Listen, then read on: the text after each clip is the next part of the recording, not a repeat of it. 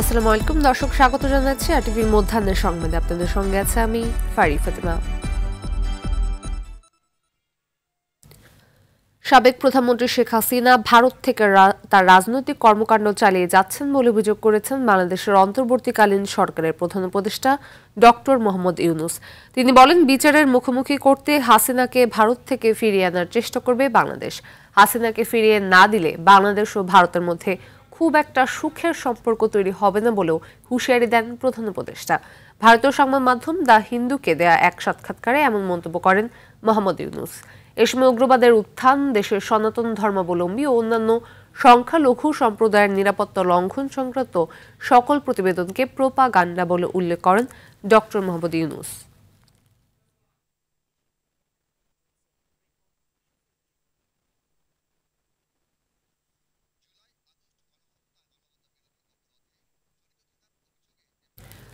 নির্বাচন ব্যবস্থা সংস্কার কমিশনের সঙ্গে বৈঠক করেছে কমনওয়েলথের একটি প্রতিনিধি দল। সকালে আগারগাঁও নির্বাচন কমিশন ভবনে কমনওয়েলথের 5 সদস্যদের প্রতিনিধি দলের সঙ্গে মতবিনিময় করে সংস্কার কমিশন।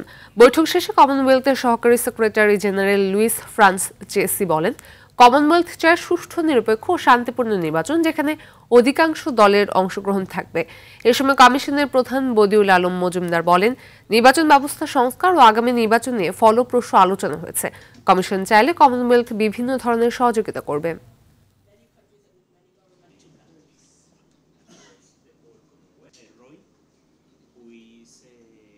কমনওয়েলথ ডেলিগেশনের সদস্যরা এসছেন, তো ওনারা আমাদের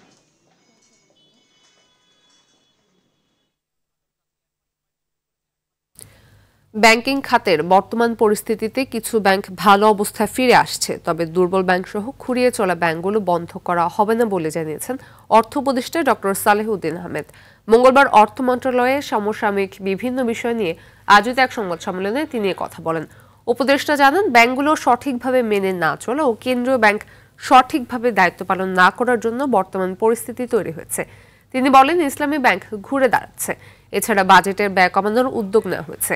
অহেতুক বিদেশ ভ্রমণ বন্ধ করতে হবে। যেসব প্রজেক্ট দীর্ঘদিন ধরে চলছে বা অপ্রয়োজনে নেওয়া হয়েছে, এসব প্রকল্পের বিষয়েও সিদ্ধান্ত নেওয়া হবে বলে জানান উপদেষ্টা।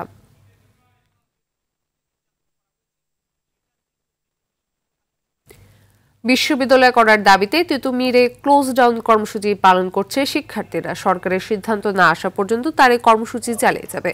সরকার আলোচনার আশ্বাস দেয় রেলপথ ও সড়ক অবরোধ কর্মসূচি স্থগিত রেখেছে শিক্ষার্থীরা। মন্ত্রণালয়ের সিদ্ধান্ত জানার পরে তিতুমির কলেজের শিক্ষার্থীরা তাদের পরবর্তী কর্মসূচি ঘোষণা করবে। ক্যাম্পাসে নিরাপত্তা বাড়ানো হয়েছে।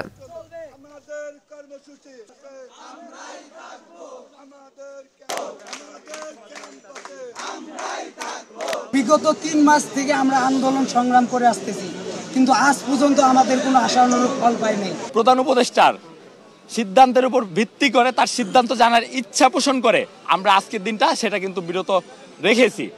তার যদি সিদ্ধান্ত আশানুরূপ না হয়, তাহলে ছাত্র সমাজই সিদ্ধান্ত দিবে যে আমাদের পরবর্তী কর্মসূচি কি হতে যাচ্ছে। এ বিষয়ে আরো জানাতে তিতুমির কলেজ থেকে যোগ দিচ্ছেন এআর বাদল। বাদল, শিক্ষার্থীদের আন্দোলনের সর্বশেষ কি অবস্থা, আমাদের জানবেন বিস্তারিত।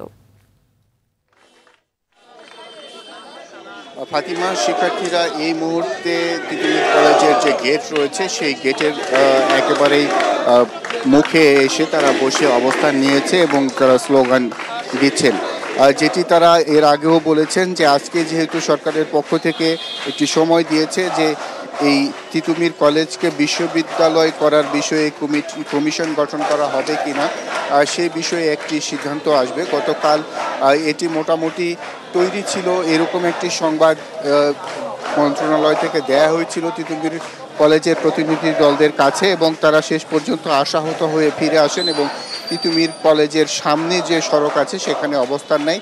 আজকেও সেখানে অবস্থান নিয়ে কর্মসূচি করার কথা ছিল, কিন্তু তারা বলছেন যেহেতু সরকার একটা আশ্বাস দিয়েছে, সেটি না আসা পর্যন্ত আসলে তারা রেলপথ, সড়কপথ কোনো রকম অবরোধ করবেন না এবং মানুষের যাতে ভোগান্তি না হয় সে ধরনের কর্মসূচি তারা এড়িয়ে চলবেন। এই কারণেই এই ক্যাম্পাসেই তারা বসে তাদের স্লোগান দিচ্ছেন এবং দাবি আদায়ের জন্য তারা এই কর্মসূচি পালন করছেন। এই কর্মসূচির মধ্যে আসলে ক্লাস, অফিস, পরীক্ষা সবকিছুই বন্ধ রয়েছে এবং শিক্ষার্থীরা এটি চালিয়ে যাবেন যতক্ষণ পর্যন্ত না মন্ত্রণালয় থেকে তাদের জন্য ইতিবাচক কোনো সিদ্ধান্ত আসে সে পর্যন্ত ক্যাম্পাসে তারা অবস্থান করবেন এবং লাগাতার এই কর্মসূচি চালিয়ে যাবেন।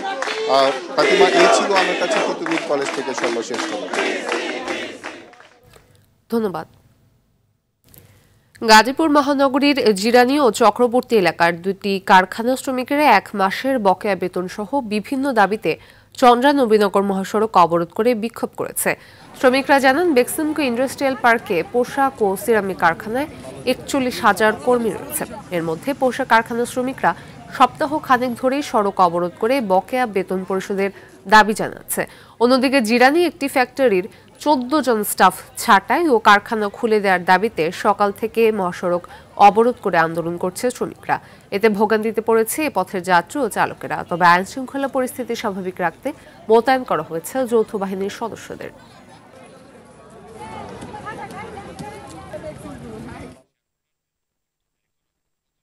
ছাত্র জনতার আন্দোলনে রাজধানীর নিউ মার্কেট এলাকার ব্যবসায়ী আব্দুল ওয়াদুদ হত্যা মামলা অ্যাডভোকেট কামরুল ইসলামের 8 দিনের রিমান্ড মঞ্জুর করেছেন আদালত। মঙ্গলবার সকালে সুষ্ঠু তদন্তের স্বার্থে তার 10 দিনের রিমান্ডের আবেদন করেন মামলার তদন্তকারী কর্মকর্তা জাহাঙ্গীর আরপি। অপরদিকে রিমান্ড বাতিল করে জামিনের আবেদন করেন আসামি পক্ষের আইনজীবীরা। শুনানি শেষে ঢাকার মেট্রোপলিটন ম্যাজিস্ট্রেট জিয়াদুর রহমানের আদালত তার 8 দিনের রিমান্ড মঞ্জুর করেন। সোমবার রাজধানীর উত্তরা থেকে কামরুল ইসলামকে গ্রেপ্তার করে ঢাকা মহানগর গোয়েন্দা পুলিশ। গত 19 জুলাই নিউ মার্কেট এলাকায় গুলিতে নিহত হন ব্যবসায়ী আব্দুল ওয়াদুদ। এ ঘটনায় সাবেক প্রধানমন্ত্রী সহ 130 জনের বিরুদ্ধে হত্যা মামলা দায়ের করা হয়। ওনার বিরুদ্ধে যে অভিযোগ আনা হয়েছে সেই অভিযোগগুলো ভিত্তিহীন এবং মিথ্যা এবং উদ্দেশ্য প্রণোদিতভাবে সেই কথাগুলো উনি সাবমিশনে বলেছেন। সকলে মিলে বৈষম্য ছাত্র আন্দোলনে বাধা দেয় এবং গুলি করে আক্রমণ করে। এইগুলিতে ভিকটিম ব্যবসায়ী ওয়াদুদ ঘটনাস্থলে মাথার পিছনে গুলি লেগে ঘটনাস্থলেই মারা যায়। এই হত্যা মামলায় কামরুল ইসলামকে আজকে বিজ্ঞ আদালতে নিয়ে আসেন এবং 10 দিনের রিমান্ড চায়। বিজ্ঞ আদালত 8 দিনের রিমান্ড মঞ্জুর করেন। জরুরি সংস্কার করে দ্রুত জাতীয় নির্বাচন দেবার দাবি জানালেন বিএনপির স্থায়ী কমিটির সদস্য আব্দুল মঈন খান। রাজধানীর ডিপ্লোমা ইঞ্জিনিয়ার্সের রাষ্ট্র কাঠামো সংস্কার ও 31 দফায় জনসম্পৃক্ততা বিষয়ক প্রশিক্ষণ অনুষ্ঠানের উদ্বোধনী বক্তব্যে তিনি একথা বলেন। সংস্কার কখনো থেমে থাকে না উল্লেখ করে সংস্কারের অজুহাতে নির্বাচন থামিয়ে রাখার সুযোগ নেই বলে মন্তব্য করেন আব্দুল মঈন খান। বিএনপি ক্ষমতা এলে শাসক নয় পরিচালকের ভূমিকা অবতীর্ণ হয়ে তারেক রহমানের 31 দফার ভিত্তিতে দেশ সংস্কার করবে বলেও জানান বিএনপি নেতা। অন্তর্বর্তীকালীন যে সংস্কারের কথা বলছে, আমরাও কিন্তু সেই সংস্কারের কথা তারা বলার অনেক আগেই বলেছি। আমরা নির্দিষ্টভাবে বলেছি, আমি বিশ্বাস করি যদি সেই পটভূমিকা আপনারা সত্যিকারভাবে উপলব্ধি করেন তাহলে এই সংস্কারের আন্দোলনে আপনাদের এগিয়ে যেতে মনে কোনো দ্বিধা। টাঙ্গাইলের সড়ক দুর্ঘটনায় 4 জন নিহত হয়েছে। ভোরে টাঙ্গাইল জামালপুর সড়কের উপজেলার মালাউরি এলাকায় বাস ও পিকআপ ভ্যানের মুখোমুখি সংঘর্ষ হয়। এতে পিকআপের চালক ও সহকারী সহ ঘটনাস্থলে 4 জন নিহত হন। দুর্ঘটনার পর সড়কটি দিয়ে কিছু সময়ের জন্য যান চলাচল ব্যাহত হয়। পরে পুলিশ এসে পরিস্থিতি স্বাভাবিক করে। মধুপুর থানার ডিউটি অফিসার মোহাম্মদ মঞ্জুরুল হক জানান, ভোরে মালাউরি এলাকায় বাসের সঙ্গে একটি পিকআপের মুখোমুখি সংঘর্ষ হয়। নিহত 4 জনের মরদেহ উদ্ধার করে থানায় রাখা হয়েছে। তাদের পরিচয় জানা যায়নি।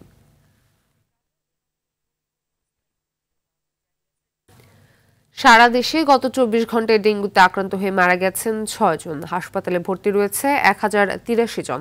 মঙ্গলবার স্বাস্থ্য অধিদপ্তরের হেলথ ইমার্জেন্সি অপারেশন সেন্টার এই তথ্য জানায়। স্বাস্থ্য অধিদপ্তর জানায়, সারা দেশের সরকারি ও বেসরকারি হাসপাতালে 4008 জন ডেঙ্গু রোগী ভর্তি রয়েছে, যার মধ্যে ঢাকায় 1653 জন, বাকি 2355 জন ঢাকার বাইরে।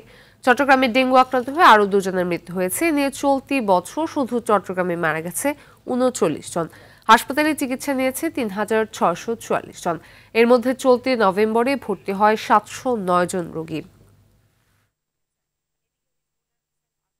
দর্শক, এই বিষয়ে বিস্তারিত জানাতে বরিশাল থেকে সরাসরি যুক্ত হচ্ছেন সহকর্মী আরিফুল ইসলাম।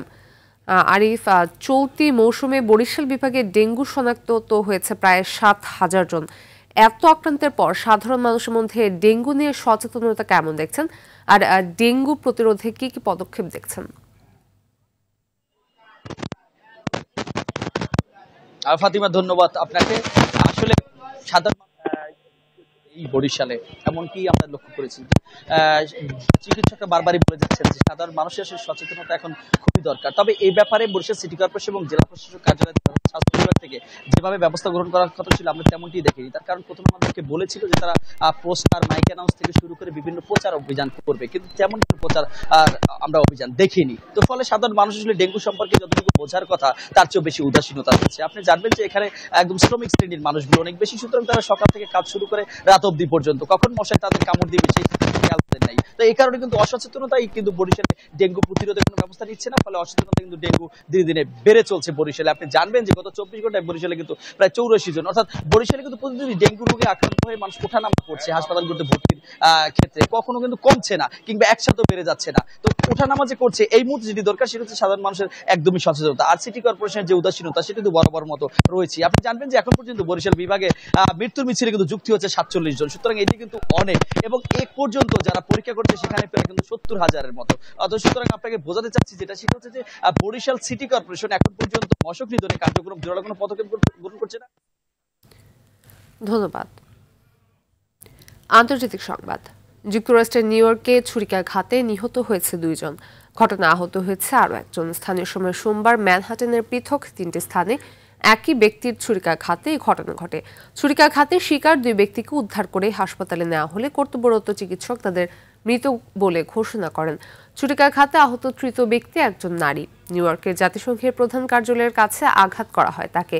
গুরুতর আহত হয় নারী হাসপাতালে চিকিৎসাধীন রয়েছেন। পুলিশ বলছে ছুরি দিয়ে হামলা চালানোর অভিযোগে 51 বছর বয়সী সন্দেহভাজনকে আটক করা হয়েছে। নিউ ইয়র্কের মেয়র জানান, হামলাকারী একজন গৃহহীন। সম্প্রতি এক ফৌজদারি মামলায় তার সাজা হয়। হামলার উদ্দেশ্য সম্পর্কে তাৎক্ষণিকভাবে নিশ্চিত হওয়া যায়নি।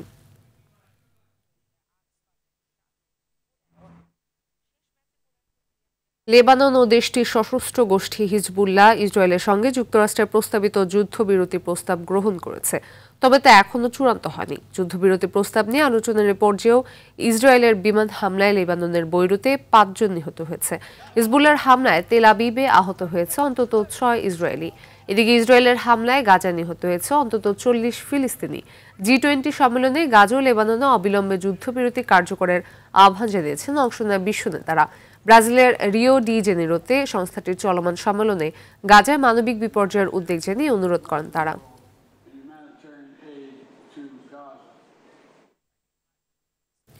খেলার খবর।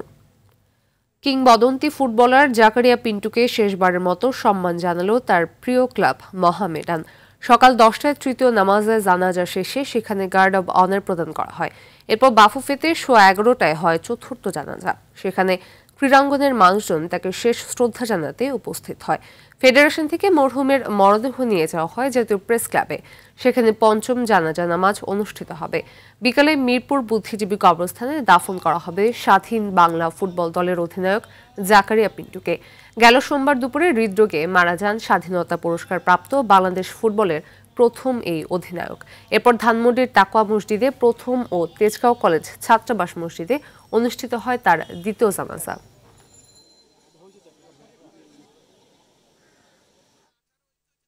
মধ্যাহ্নের সংবাদ এ পর্যন্তই। দুপুরের সংবাদ 15:02টায় দেখার আমন্ত্রণ রইল। ধন্যবাদ সবাইকে।